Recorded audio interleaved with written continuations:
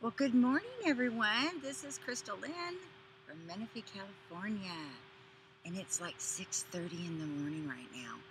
I know I'm a little puffy. That's what happens when you're my age. I don't have a makeup crew, but I wanted to sneak out here early this morning. One, because we might be able to see the awesome sunrise behind me. Hopefully, it won't be too bright, but we'll see how she goes. um, And having children and all the family things that I juggle, like many of you at home, I have to sneak out to have me time. For so many years, I didn't have me time. And because it's so easy to let everybody else and the things that are important to everybody else take precedence in your life. And so, if that means I have to sneak out to have a little me time, then that's what I'm going to do.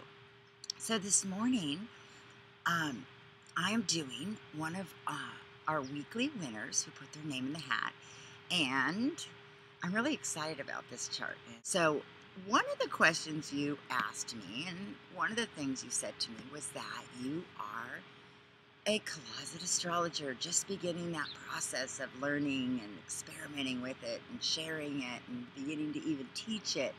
And you're so young. How exciting that you're so young and you're already, have really interesting things going on in your life. And I think that's great. So you're off to a good start. That's definitely for sure. And I looked at your chart, and first I was like, wow, I see a really hardworking, practical guy. Until, of course, the main planet stuck out right out at me and called my name over. And that was the fact that you also have a moon in Pisces. And so anytime I see that, I get excited. I also have a moon in Pisces, and you guys know I talk a lot about it. So I think it's something that right now, people who have these strong planets in Pisces, I feel really strong about encouraging you guys and helping you guys in any way I can, because there's a lot going on in the skies right now for those of us who have water planets, and it can be very powerful. And if you don't understand what it is and how it affects you, you can get lost in this sea of energy, because it's very swirling and exciting, and yet, like the waves can do, it can lift you up and slam you back down, and so you have to really know how to ride this wave. And so the main question that you had for me in your email was if I could touch on your dominant houses, which houses are most dominant, and the direction I'd like to take it in is how to see this playing out in my life for me as a person. Before we get into what I see in your houses, I want to just give the audience and everybody an overview of your basic planets. So I like to, obviously, when I'm looking at a chart, you got to start somewhere or you'll get lost again in the sea of somebody's chart. So first of all, I like to look at your main planets. What is your rising sign? Where is your moon sign? Mercury, Venus, Mars, and of course the sun. All of these play a factor. It's kind of like, I look at it like, when you were born, somebody made a cocktail and handed it over to you. Here, drink this. This is the drink you have to work with for the rest of your life. And so we look right away and we see that your rising sign is in Sagittarius. It's a fire sign. Not only that, you have Sun in Leo. Another fire sign. These are fixed signs. These are powerful signs. I love that you have the Sun in Leo, because as I talk about Mercury, Venus, and Mars, which is in Virgo, you need that Leo to get yourself out in the limelight. Virgos sometimes can end up being too self-critical of themselves and shy and overanalyzing everything and being hard on themselves. And a lot of times it'll keep them from doing great things. But when I see somebody that's got Sun in Leo and an Ascendant in Sagittarius, I get excited, because you're not going to just remain behind the scenes. You're not going to be able to help, but get out there. And one of the things you have to think about is the fact that when you look at your rising sign, the rising sign changes about every 2.5 hours. And so what happens? That's concentrated energy, powerful concentrated energy going into your identity. It's what people see about you. They may see you being fun and adventurous, but a little moralistic. And you have a little bit of an ability to preach.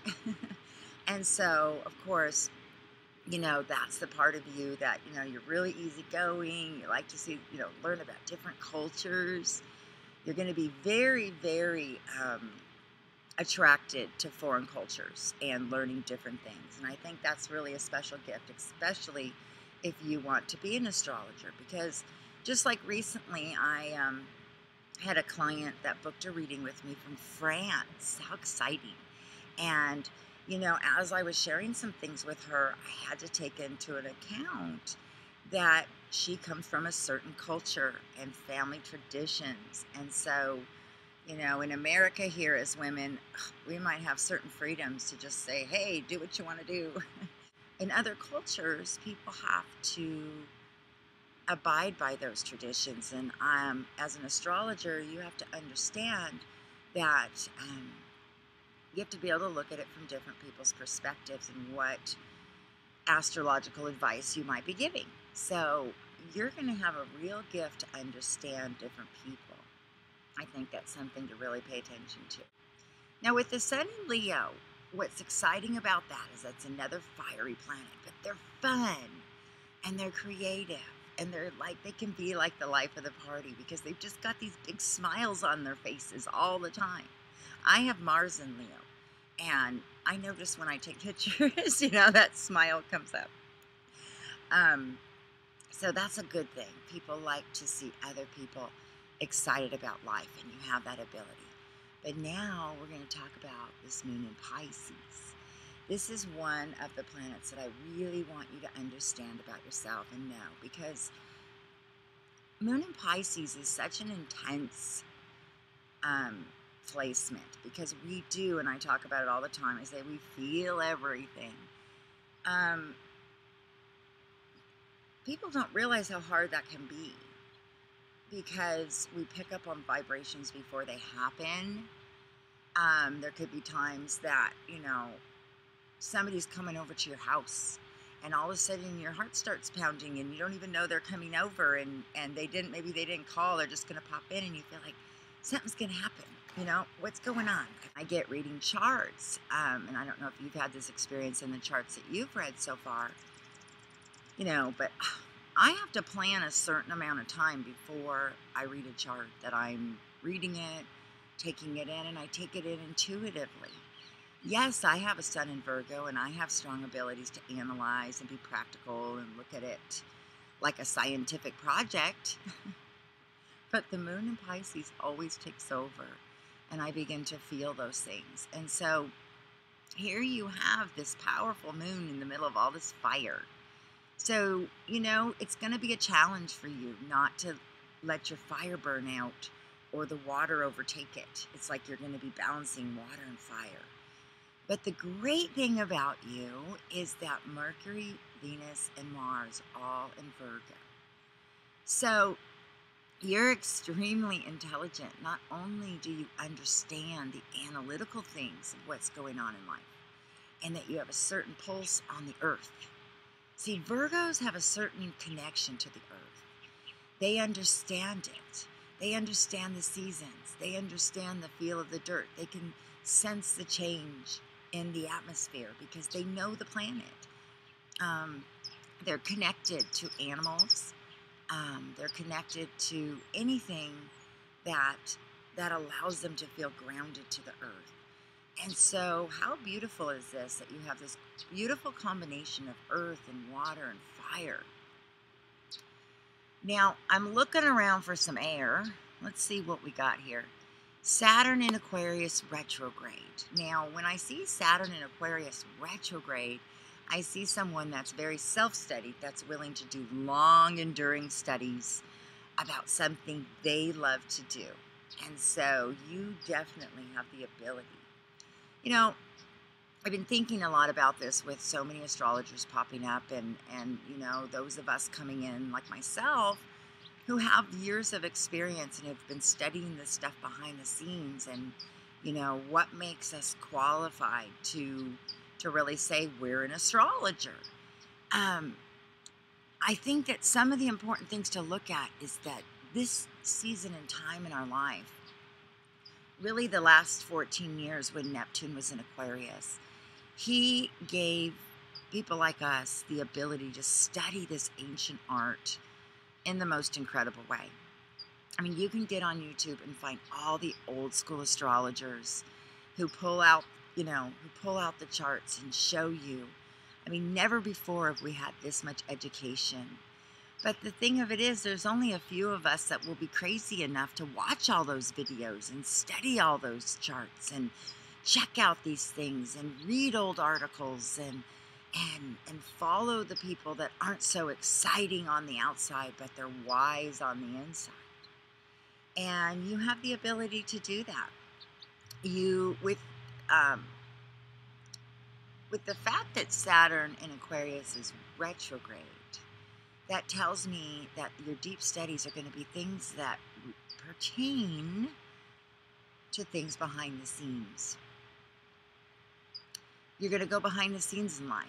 Anytime you guys see retrograde, or at least I keep seeing this over and over again, is people who dive into the deeper vibrations of life. They have the ability to go deeper and understand even more so what goes behind the scenes, because for many of us, picture yourself waking up in the morning and you're looking on Facebook or whatever social media, and everybody's putting their best foot forward, aren't they? Hi, me and my kids. This is what I'm drinking coffee. Look what I had for breakfast, right? We all put our best out there. But the fact that you have a retrograde planet like this, not only Saturn in Aquarius, but Uranus in Capricorn, Neptune in Capricorn, all retrograde.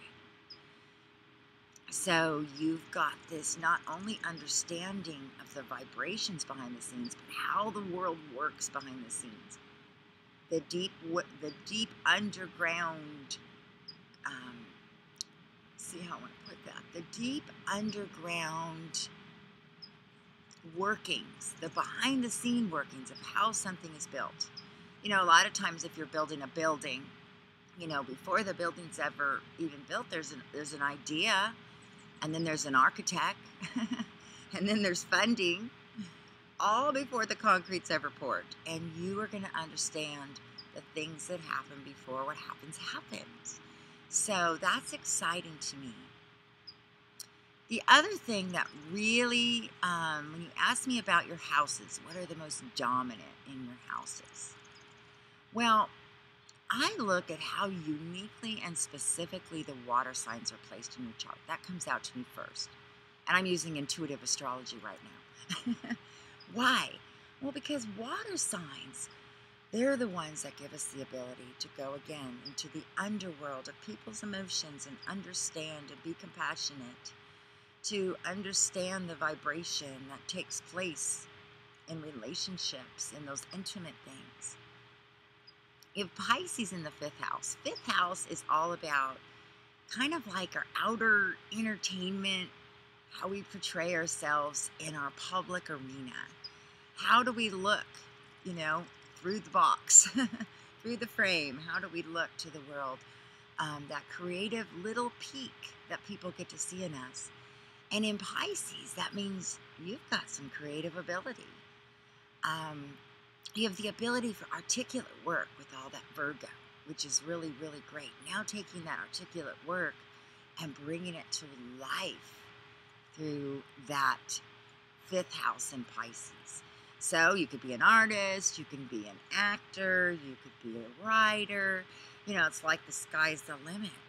But with that Sun in Leo, I have a feeling that you've got yourself quite a little personality. And so it will probably be in the forefront. But also using that 5th house in Pisces, that might be intuitive side of you that you're using, say, through astrology, that you are sharing the deep insights, that you understand. Again, Moon in Pisces, 5th house in Pisces. They are in conjunction. They're going to light up. And I keep talking about this Neptune in Pisces the next 14 years. It's people like you if you tap in and you understand this transition in life and this beautiful transit that we're having that are going to benefit the most. Now with 8th house in Cancer, 8th house is your deep, intimate house. It's, again, behind the scenes of behind the scenes. And it's in Cancer. So you're very nurturing. You're very caring. But you care about learning about the underworld. What is going on behind the scenes? You pick up on those vibrations. It's ruled by the moon. So you'll be given insights that you don't know how you have. You don't know how you received those things. Well, the moon, the moon has those amazing vibrations it sends off that allows you to connect in to the atmosphere. You do have to be a little bit careful of downtimes. Same thing with moon and Pisces. You know, so many people talk about Pisces suffering from depression.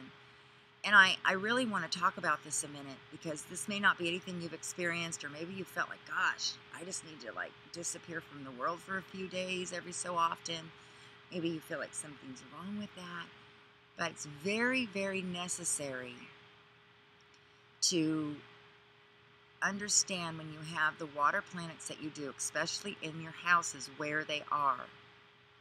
5th house in Pisces, 8th house in Cancer, and 12th house in Scorpio. These are very intense placements, and 12th house is your mind.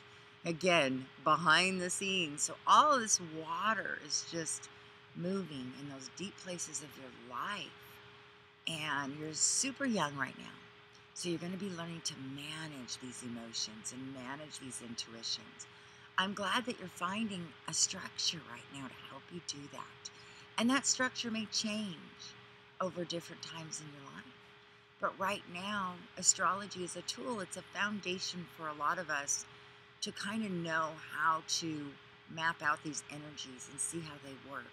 But ultimately, they're designed to blend together and to be used together. This is a song of hope.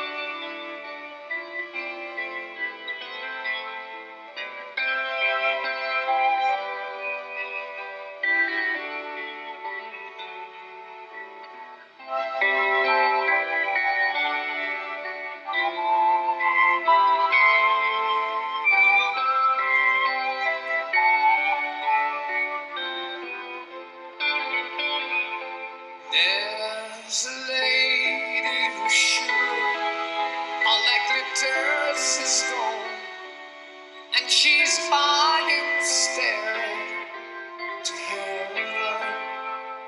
And when she gets there, she knows if the stores are all closed, with a word she can get what she came for.